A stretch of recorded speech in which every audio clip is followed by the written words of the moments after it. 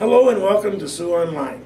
Sioux Online is doing a series of interviews with candidates that it will be running in this election. Today we have Marchy Bruni with us. Hello, Marchy. Hello, Michael. Thank you for having me. My pleasure. This is your first term as councillor. Tell me how it went for you. How do you feel about it? It was an experience that I'll never forget. I met a lot of constituents. I hope I answered many of their calls, their emails. I made many visits to them. I believe the committees I sit on are very important committees, sometimes overloaded with the amount of work. I believe this has been an experience that I will never forget, a positive experience. I would like you to grade the performance of this present council during this term, and pass or fail, and why? Yeah. I think this council has passed. I think we had a very good dialogue group. This group seemed like they wanted to put the city first. There was several issues that the councillors have come forward, and the issues were discussed in length, and majority of the time I hope that the correct decision has occurred. What do you feel the major issues in this election are? Well, the major issues definitely in the East End is probably the water. Ward 5, our issues are, we're still working on the road repair. Our roads are deteriorating, our infrastructure is a little bit weak, but presently East End would be definitely the water issue, and in the West End I would say more of its road conditions, our snow removal. We have a fantastic crew that works on our snow removal. We're probably the best city in Northern Ontario for removal of snow, but we're always looking for more effective methods. Okay, now all councillors answer to their constituents, but they should also be concerned about the entire city. What do you think should be done about the water problem, and do you think that the city should retake control of the PUC? Well, I'm elected by the constituents of Ward 5. I know some people might not agree, but I believe my number one goal is to represent my constituents. But also on top of it, my other goal is to represent the whole city. We have a water issue problem right now. It has been working, it is clearing. I think it's important that we allow the PUC some time to see if this water, the color of the water and the smell of the water and also the taste of the water to clear up. One thing the PUC has done, and this is under consultants that they've hired, they've closed the Lorna well. And by closing the Lorna well, the water has been clearing up. But also on top of it, I believe the infrastructure of the PUC was weak. This backflushing has never occurred for 20 years or so. You have all this sediment in the pipe and you're creating a reverse backflow. It is stirring up all the sediments on the bottom of the pipe. If this was done on a regular basis, I believe in the past, the situation wouldn't be as serious as it is today.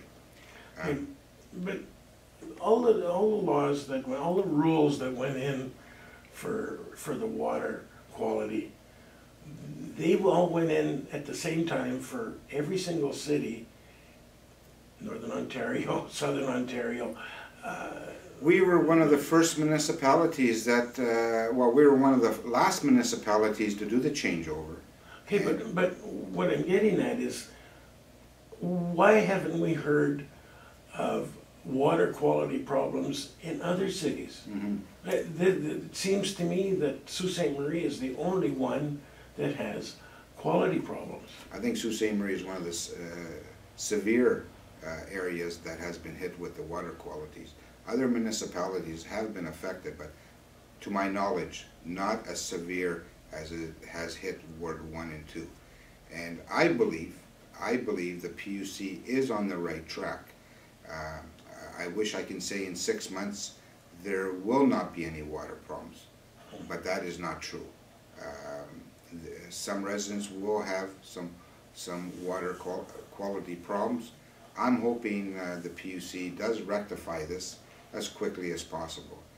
They've hired consultants, they've hired the experts, and it seemed like it hasn't worked to their perfection. But the Lorna well was a key issue. If they shut down the Lorna well, part of the problem would disappear. Do you think that council, city hall should take control of PUC, and can they? No, I believe they cannot. We are a shareholder. We do have council representation on it. If you talk to the PUC, we do not own the PUC. We are the shareholders. I don't believe we can take it over.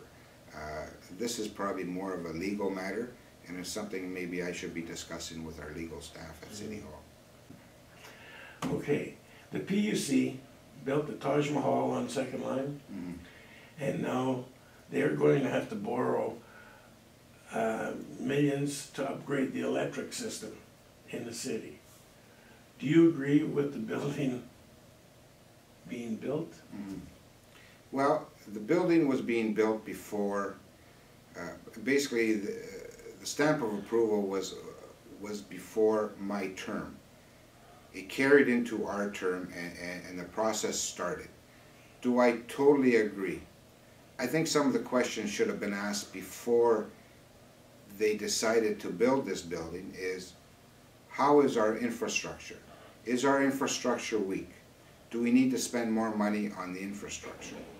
And maybe those questions were not asked in the past. I do not know, because I wasn't there. I was there when we approved the new building, but this is after they went for financing, and they did receive the financing, and basically this council followed through on what the last council's decision was. And if you want to compare, I mean, you can't really compare. Last council approved the grotto, for instance. This council came forward and stepped up and turned down the grotto's request. This was a lot more in expense. Blueprints were completed. They spent about $1.5 million on engineering and all the extra costs before they put a shovel in the ground. It is beneficial that 3 buildings are under one roof now.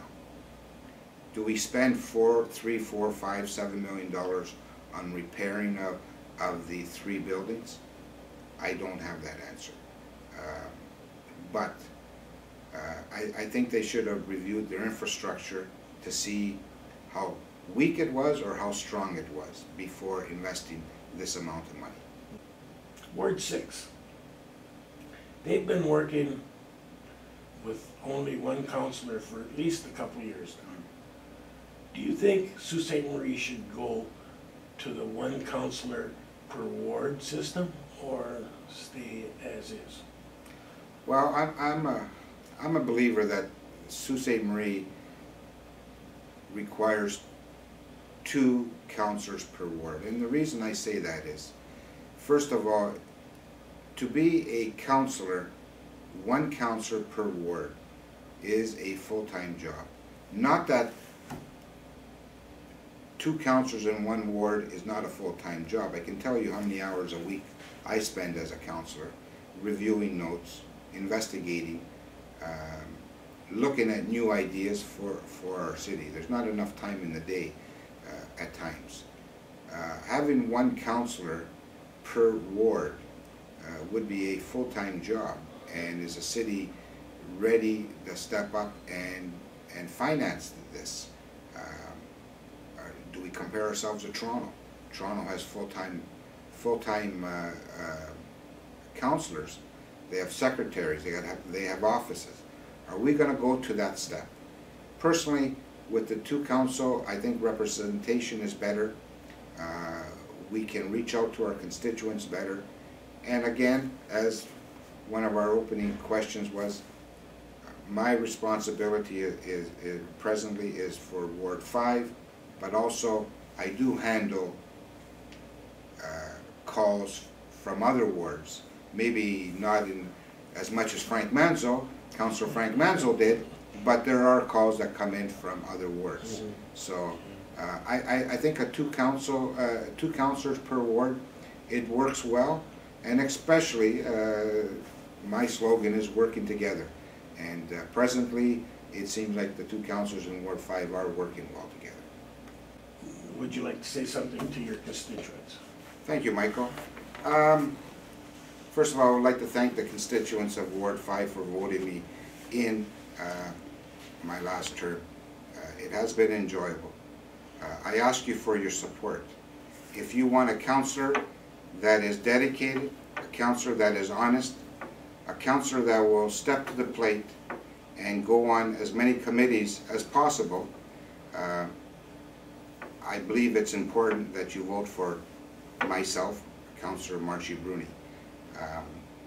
I do answer all emails, I do answer every phone call, and I do visit the majority of the constituents when they contact me. So on October 27th, I appreciate one vote if you can vote for Marchy Bruni. Thank you.